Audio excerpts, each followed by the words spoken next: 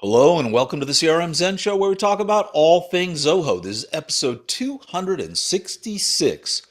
Ulaa-La. Ulaa-La.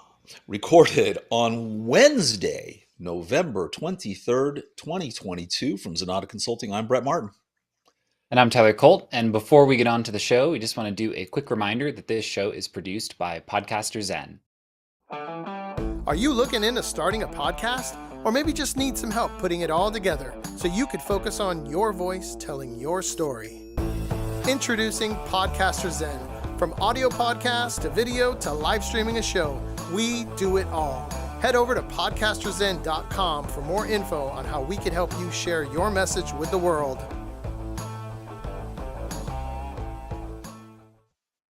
Nice. All right, Tyler, it's the day before Thanksgiving. It is.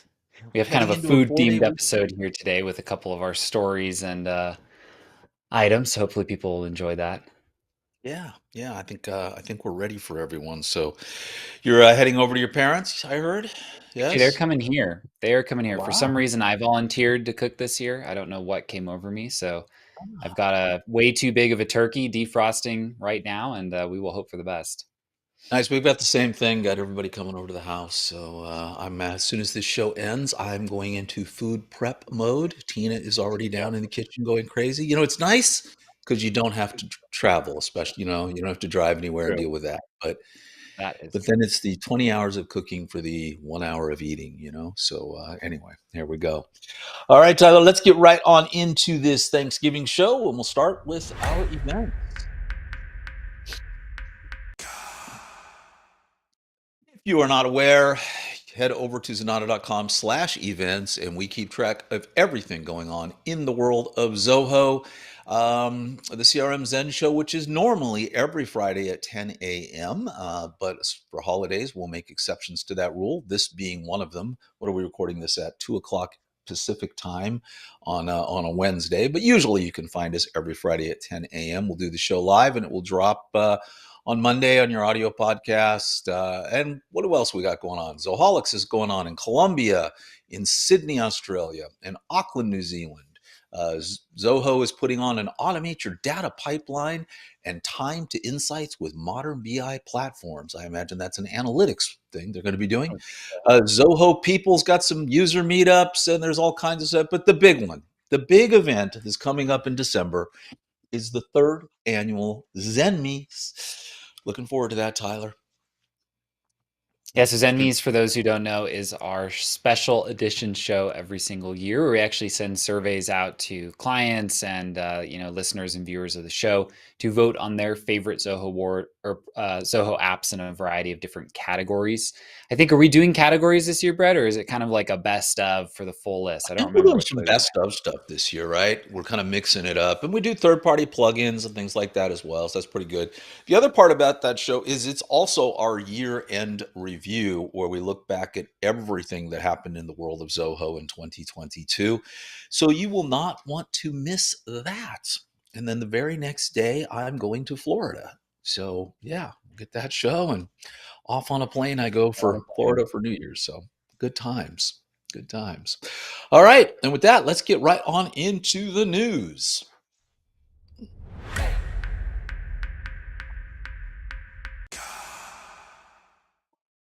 So if you are unfamiliar with Zoho Vault is Zoho's password management application.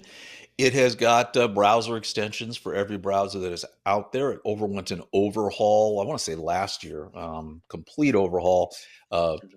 Really nice, very slick. If you're used to using LastPass or 1Password, this is basically the same thing. One thing is that both of those applications have done, though, is they've given you like a little heads up if your password was ever breached. And Zoho has now added that feature in as well.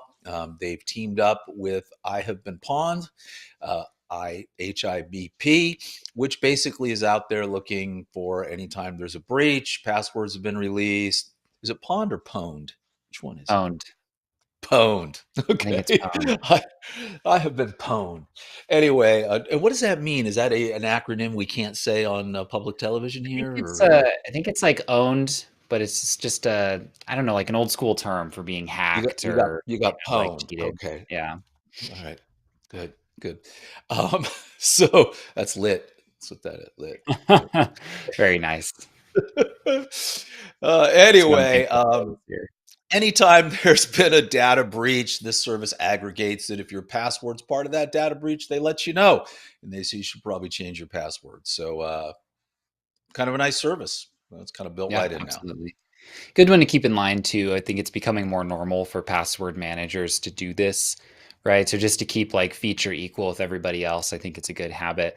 They're also doing some like assessment scores. There's like a couple other little updates they've added in with this as well. Kind of just looking at how are your passwords doing? Do they contain dictionary words? Are they reused? Right? Things like that. So overall, nice updates. I mean, again, we'd probably be on Zoho Vault ourselves if we didn't have to be inside of so many different Zoho accounts at all times inside of a given browser, but definitely worth taking a look at if you're already on Zoho.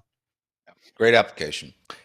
All righty, and moving right along with the news, Cliq now gets picture in picture.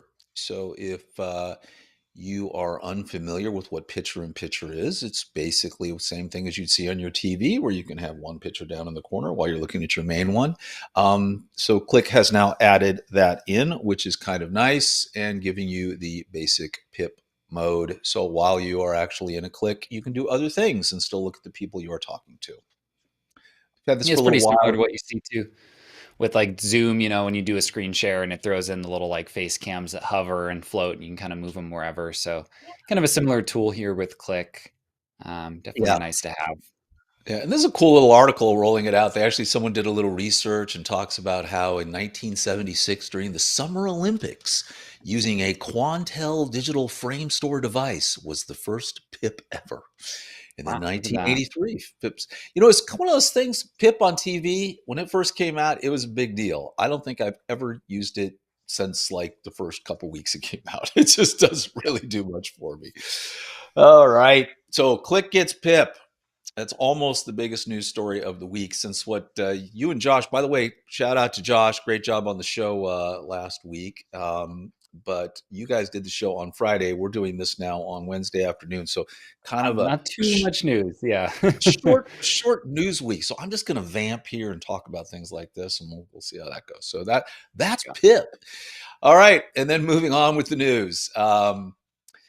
Document generation for signature collection using writer sign templates to consume API credits. Well, Tyler, this little loophole is gone. Zoho is Yeah. finally filling it in. So, Yeah, this is essentially with most like sign platforms. If you're doing any type of automated generation of documents, they're going to charge you some type of nominal fee. Um, what's interesting about this one is I think what they're referring to is like the manual process, right? So if you're in CRM, you do a mail merge and then you click upload to sign. It seems like that's what they are referring to well, they're saying when they're doing some. bulk and automated document generation. So, Yeah, so it must just still be automated. I'm assuming this isn't going to apply if you're doing like a normal manual mail merge to Zoho sign flow. But yeah, I mean, in general, like the reality is it is an annoying fee to pay, but if you are automating it, you should be saving a bunch of time. And if it makes you feel better, Zoho Sign is about half the price of really any other digital signing application. yeah. And the reason it appears, until now, the API usage was not merited as the volume was less, but in the last few months, it has increased drastically. I think more and more people are understanding what you can do and how you can Hmm. automate document flow. I mean, that's one of the big things we do for a lot of people is kind of automate this kind of document flow. This article that we'll link to doesn't really give you much info, but in here, there's a page within a page you can go to. I had to go a couple pages deep, but if you go through here, it's going to kind of give you an idea of how the credits are going to be used. And this was the interesting part down here at the bottom is that you can now get fixed billing. So let's give you an idea of costs. So for $25 a month, you get 500 credits, which is basically 500 documents that are being sent Hmm. out. But you can get up to 40,000 credits for $610 a month. So um, not bad. It's going, Yeah. so the price, even if you're using 40,000 credits, that means you're doing a lot of automation. You're saving a ton of time, and $610 Yeah, is it's probably worth it at the end of the day. not going to put too much of a hurt on you. So that's new, a little freebie there. There's another one. Should we talk? What's the one that you can just do unlimited API calls? Work Is it Drive, there's Work technically not a Drive? limit right now. Work Drive has Technically no. not right now. Yeah, that's pretty. Hopefully they don't fill that one up. Once, hopefully we'll have that little same. We won't. We'll have that little warning. This has never been an issue, but recently Yeah, we've got a recently whole Zenatta bunch wrote a of. bunch of code, and now we need to do this. Zenatta caused us to charge everybody for this. All right, and then moving on with the news, our last story. This is Zoho Analytics. There's a lot here, Tyler. We'll scroll down. You can go through them, but I know there's one in here you're particularly excited about. Yeah, so we'll kind of go down the list. I mean, support for Zoho Cliq. This isn't data from Cliq coming into analytics. This is support for the little bar at the bottom of your screen. So now you can have that little click bar. You can click to chat someone through a group. So a couple little integrations there to Cliq, but it's not referring to like any data about messages sent and things like that. This one was, I think, one for our show titles we almost used, but Zia Insights doing some future prediction. I have played with this. This is something they've been doing for a while, is like forecasting and things like that. It's hit and miss. I wouldn't look at it as something interesting to play with, but it's not kind of the cutting edge on forecasting with AI. I think the next one here, this one is a boring one, and it is just this like one sentence or two sentences right here. But now people who are organization administrators inside of Zoho Analytics can edit the data source settings for data sources that they did not create. So this is like a huge pain in the butt thing that's always existed in analytics. Like I think in our Zenatta analytics account, for whatever reason, you were the creator of our connection between Zoho Creator and Analytics. So if we ever needed a new field, you would have to go in and add it. Now Josh or Greg or myself can go and just edit that.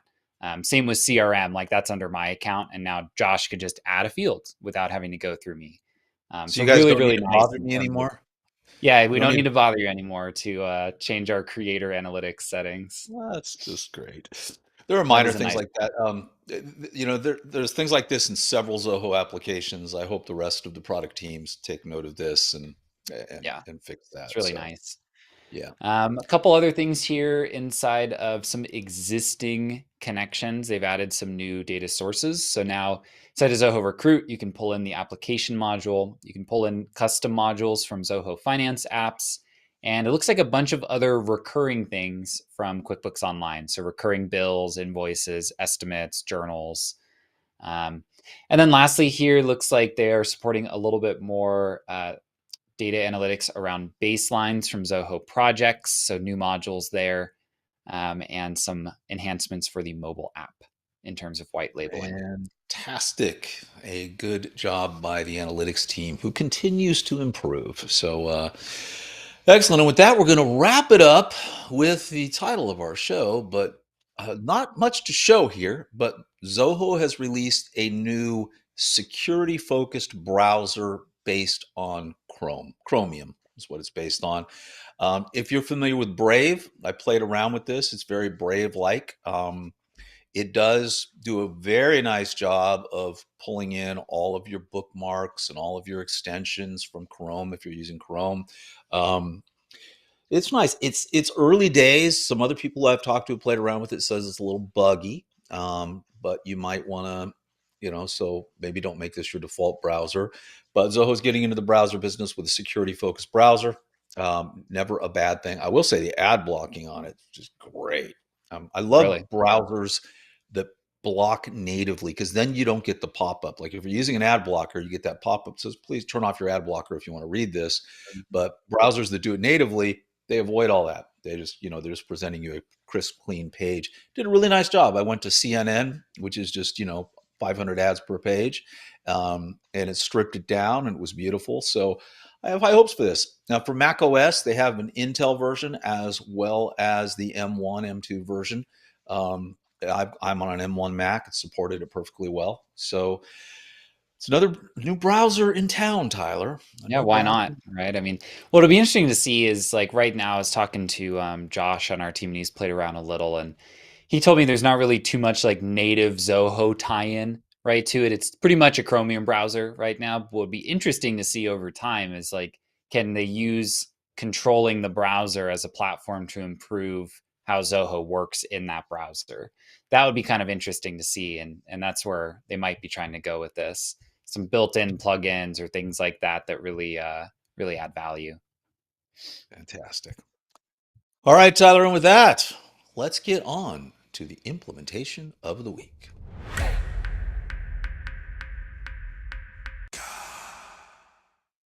Alrighty, so this is an implementation that JP on our team recently built for one of our clients. It's basically a custom integration between Zoho CRM and a platform called VerifyTX or Verify Treatment to do automated verification of benefits. So it's a pretty common thing that tons of different industries kind of need to do, which is when they're meeting with a new prospective client, essentially they need to have an understanding of what the insurance benefits and eligibility are of that given person for different types of like treatments or services that can be provided. And that process is just painful, right? Like you got to copy their information from the CRM, go over to whichever platform you're using to verify the benefits, paste it in there, right? Get the info, bring it back. So in this case, what we're able to do here is essentially add a custom button into a CRM lead record that organizes the lead data and shoots it over to an API hosted by VerifyTX. That API can be used basically to check for benefits eligibility and then returns us data based on what it's able to find on its side. We can then write this back to the CRM so that basically a user can click a button, their page refreshes, and now they have information about benefits eligibility. So it's a huge time saver if you're doing this on all of your leads or prospects that are coming in. And it's something that I think we already have another client that our original client actually works with who's looking to build this same exact thing in their system. So great job to JP and the team. This is a super, super valuable build for really anybody that has to look into benefits eligibility before engaging with a particular prospect. Fantastic. It's always cool some of the stuff we can do using API to pull this in and make everybody's life easier across the Yep. board. So shout out JP. And the chat room has given us a whole bunch of definitions on pond, by the way, or pwned. Owned. Pwned? Pwned. It appears since the O and the P are next to each other on a keyboard, somebody made an error and just kept typing, I own, you've been owned, I guess, and it became pwned because the P. Anyway, I'm so glad.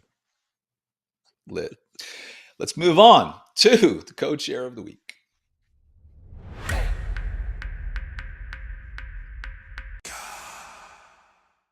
This one comes from Hunter Davis, one of our developers, and he has put together a little code snippet that is a client-side script that allows you to calculate your gross profit margin for line items inside of a Zoho CRM quote. Very cool here, Tyler. You want to take us through this? Yes, it's a pretty nice implementation in that we do a lot of this type of work, right? Generate a quote or proposal, and depending on how you do those, sometimes the sales rep is responsible for meeting certain goals in terms of profit margin. And for some businesses, they just care about the profit margin of the quote as a whole. For others, they might have certain requirements on profit or gross profit per line, right? So you can't put a product on here that we're not profiting on at least a certain ratio. And so what Hunter did here, he actually built this as a client script because it updates faster, right? You don't have to refresh the page to see it. But so essentially how this ends up working out is that, a user can click edit on the quote. Now they're kind of in that edit page. They can add in any items, drop in discounts or things like that if they need some to try to close that deal. And then they can just click a checkbox called refresh calculations. And that will actually add a per line gross profit amount for each of the lines that are on the quote that the rep can just instantly use to see like, okay, like, no, I'm discounting way too much on this item. I need to, reduce that a bit and rerun my calculations. So Yeah, it's very slick. Hunter did note in here, there's a few things that we have that you might need to adjust if you use the code, which would really just be the API names of a couple different values, right? So make sure you've got the right one for your subform, for your cost basis, and for your checkbox button. But other than that, it should be pretty straightforward to lift this and use in your account. Yeah, very handy. I mean, you're right. There's a lot of times salespeople, they've got certain margins they can go to. Yep. If they go below that, it needs to get into, usually there's an approval process that's involved. Sometimes, like you say, commissions are based upon what their margins are. Greater the Yep. margin, the greater the commission. So this is a quick way for them just to go ahead and see exactly where they're at on what they're quoting. So very, very slick. I have to find out afterwards who we did this for. So Could have been an nice. implementation of the week, honestly, as well. Yeah, It's a nice very build. well. Very well could be. You get two implementations this week. Yeah, there you go, Hunter. We'll use it next week. You get double dip for the raffle. All right, and then continuing with our Thanksgiving theme, let's get into our read of the week.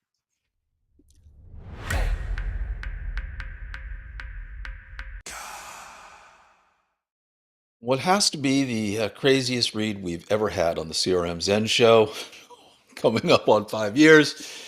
This is 13 work from home lunch break ideas worth taking a break for. Oh, lunch ideas worth taking a break for. If you're in a lunch rut, here's what remote workers like to eat midday.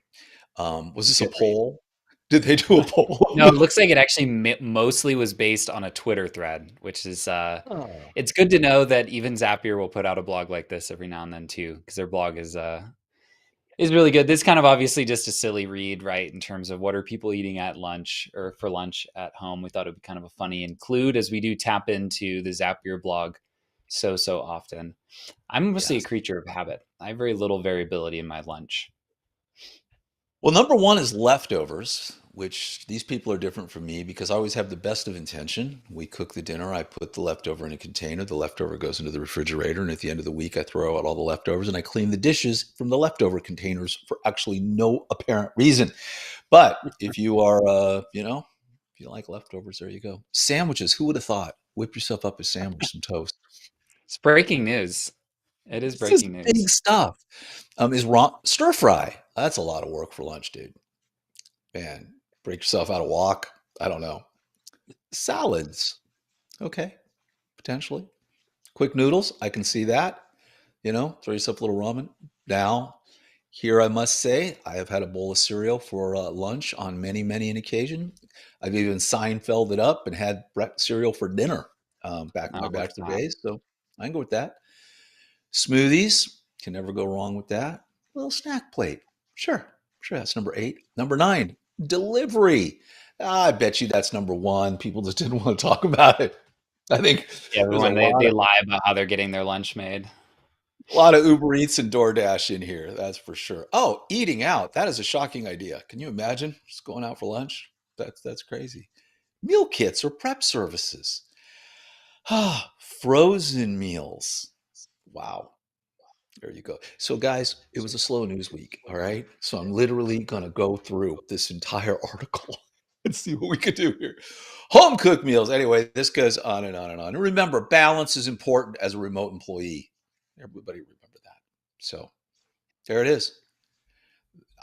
What's great about this article is I don't think if this wasn't published, everybody would starve probably because they wouldn't know True. what to Yeah, do. this is the valuable type of information that people are looking for, I think. It is. And that's why we are here at the CRM Zen Show to provide you with links to articles like this. I feel better now. A little hungry, actually. All right. And with that, let's move on to let's see what's going on over at Zenatta, shall we?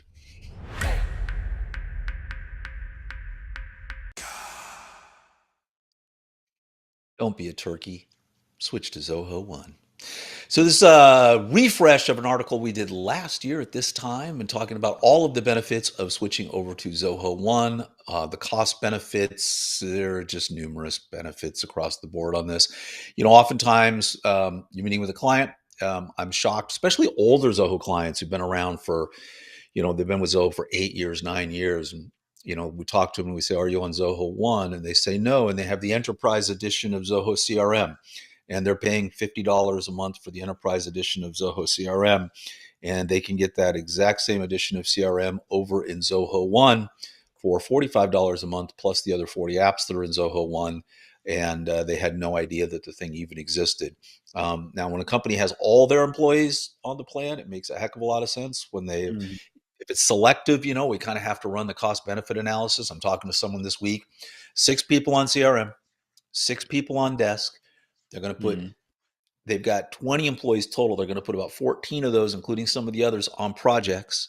And then they wanted to go get Cliq. They started doing the math on the whole thing. And they well, we'd really like everybody in CRM. Well, Zoho One makes sense. So that's where you go. So nice little article, kind of talking through the benefits of Zoho One. And if you haven't, way back in January, Tyler and I did our Zoho One full product overview, and I think an hour and 13 minutes this time, and we ran through all of the Zoho apps, if you should use them, what their benefits are, and you can find that over on our YouTube channel, and it's also embedded in this article as well. Any comments before we move on to our pick of the week, Tyler? No, I think you nailed that one. All right, let's get on to our pick of the week.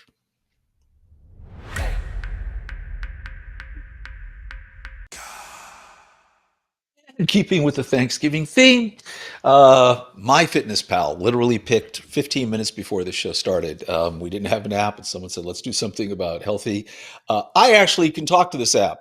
I used this app to lose 40 pounds a few years ago.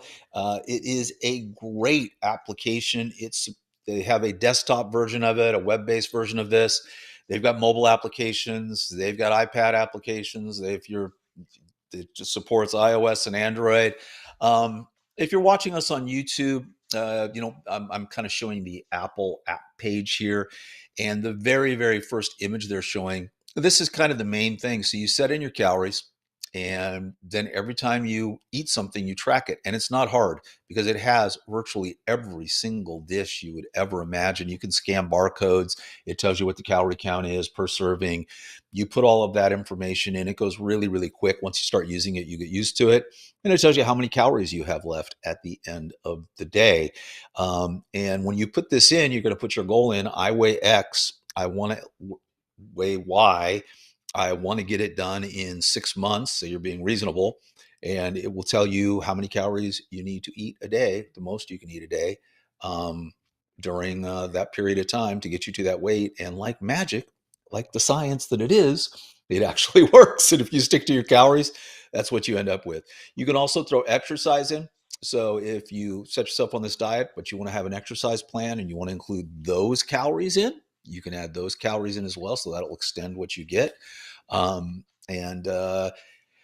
easy to log your activity, easy to log your weight, do all that kind of stuff, log on your meals. So it connects to every single device. So it'll automatically track your exercise for you. You really don't have to do anything. It's once you set this thing up, it's going to track it all for you. It's really just put in what you ate.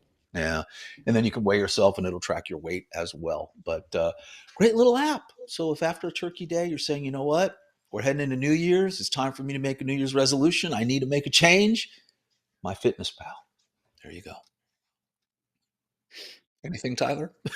Nothing on that one. You've used this thing, so yeah, I think you've done your Yeah, it's a good run through. application. So if you're going to lose weight, give it a shot. All right. And with that, let's get into our tip of the week. Thank God, back to some Zoho stuff. All right. What'd you talk about this week, Tyler? This week we did a video. I was kind of inspired by it. We kick off a lot of clients on CRM projects, and we will kind of poke around in their account before we get started. And it's really surprising how often I'll see that they don't have any custom views or filters set up. And like the default view for everything is like all contacts, all accounts, all deals. So I recorded a quick video walkthrough of just how and why to use custom views. A couple examples of ones that we set up really often for people, and a couple of the ways that you can use different field types to filter them. And then on the tail end, I did a quick run through of the little smart filters that are over on the left and kind of where those can give you extra knobs to turn that aren't available inside of custom views. So pretty quick run through, like 15 or so minutes, 18 minutes. 17 minutes, 57 seconds. 17:57. That'll work for me. So yeah, it should be kind of a helpful run through if you're getting started with CRM and just looking to figure out how to make it a little more user friendly and easy to find what you're looking for. definitely a good place to start. It is amazing, that this is something I think we take for granted. We think everybody knows it, and they don't. And you're kind of like, wow, how did we miss that? I mean, oftentimes you get that. It's like, I really just want to be able to filter by my customers. Okay, that's pretty Do simple to that. do. Let's set you up with that, right?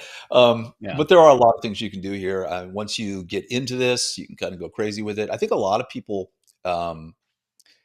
Get messed up on the filtering side of things, and they're doing filters and they don't really realize, I mean, those are fine too, but I find custom views to be, but you can do more in filters. That becomes the There's thing, right? there's just a handful of little things you can do in filters. Like, does it have an open task? Things like that. So I kind of show it here of like, make a view for my open deals and then apply the smart filter to that so that it's just a little bit more straightforward on what you're basing your data on. And where can you find more exciting tips like this? Well, you can find them over on our YouTube channel. And if you head over to youtube.com/Zenatta and subscribe and ring the bell, well, amazing things will happen in your life. I can't tell you exactly what, but I can guarantee you they're going to be amazing. And you're going to be so glad you went over Probably and did related that. to seeing more videos about Zoho. Yes, you'll Probably get end up those, growing. and it'll just cheer you up. We're really involving more and more of the team. I am so excited about what we've got going on in 2023. We're almost doubling our video output, and we do so many videos as it is right now. We love the fact that, the great comments we get from the community about these videos. There's no fluff here. We don't sit around and talk for the first 5 minutes about something just to stretch out the length of the video, because we really don't care about ads or ad revenue. What we're here for is to give you just the information you need so you can move on with your lovely little Zoho life. Maybe tomorrow you've got a major Zoho problem, but you've got Thanksgiving dinner. You want to go get dinner, but you've got to fix this problem. You know what? If you go to our YouTube channel, we probably can solve that for you, and you can get some turkey. Okay, Oh, that's a pitch. Zenatta, YouTube, turkey. They all go together, tying it all in. All right. And with Making me that, hungry now. I got lunch brought to me just before I know, I was the show jealous. started. I'm sitting here, the smell of this sandwich is coming at me. I don't know. All right. That's why we took our time on the lunch blog, is you're really just getting yourself worked up for lunch. Let me I get see. juiced up. All right. With that, let's get to some Q&A.